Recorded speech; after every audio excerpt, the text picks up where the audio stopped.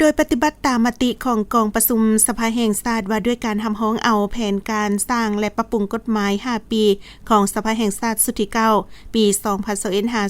2021-2025 วันที่ 18 พฤศจิกายน 2025 นี้อยู่กองบัญชาการทหารแขวงเวียงจันทน์ได้จัดกองประชุมทาบทามประกอบคำเห็นใส่ร่างกฎหมายว่าด้วยนายทหารกองทัพประชาชนลาวฉบับปรับปรุงโดยการเป็นประธานของสหายพลจัตวาสายสมรไสผู้บานรองหัวหน้ากรมใหญ่เทคนิคกองทัพหัวหน้าคณะสีนำปรับปรุงห่างกฎหมายนายทหารมีสหายพลจัตวาสุดใจมหาวงศ์หัวหน้าการเมืองกองบัญชาการทหารแขวงเวียงจันทน์บรรดาสหายผู้ต่างหน้าจากห้องว่าการปกครองแขวงสภาประชาชนแขวงคณะจัดตั้งแขวงแผนกยุติธรรมสาพันธภเก่า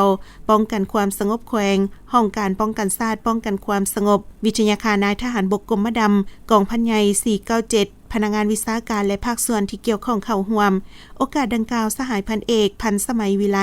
ห้องหัวหน้ากรมกฎหมายกระทรวงป้องกันประเทศได้เสนอเกี่ยวกับร่างกฎหมายพร้อมทั้งมีคำถามเจาะจิ้มต่อกองประชุมทาบทามประกอบคำเห็นใส่ร่างกฎหมายว่าด้วยนายทหารกองทัพประชาชนลาวฉบับปรับปรุงเพื่อเป็นบอนอิงให้แก่บรรดาสหายที่เข้าร่วมได้ค้นคว้าและประกอบคำเห็นอย่างมีจุดซุ่มซึ่งกฎหมายดังกล่าวประกอบมี8ภาค7หมวด55มาตรา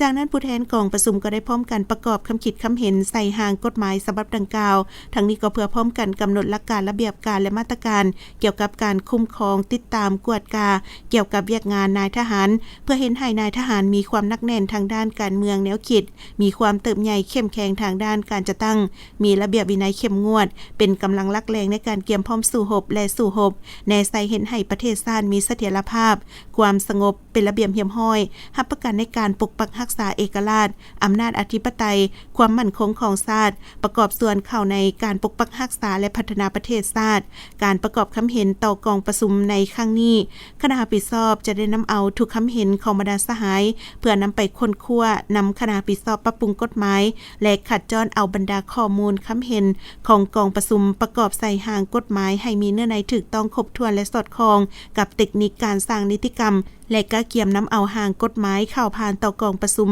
คณะประจำภาคกระทรวงป้องกันประเทศหลังจากนั้นแล้วจะได้ส่งห่างกฎหมายไปกวดกาความสอดคล้องกับกระทรวงยุติธรรมตามขั้นตอนที่ได้กำหนดไว้ในกฎหมายว่าด้วยการสร้างนิติกรรม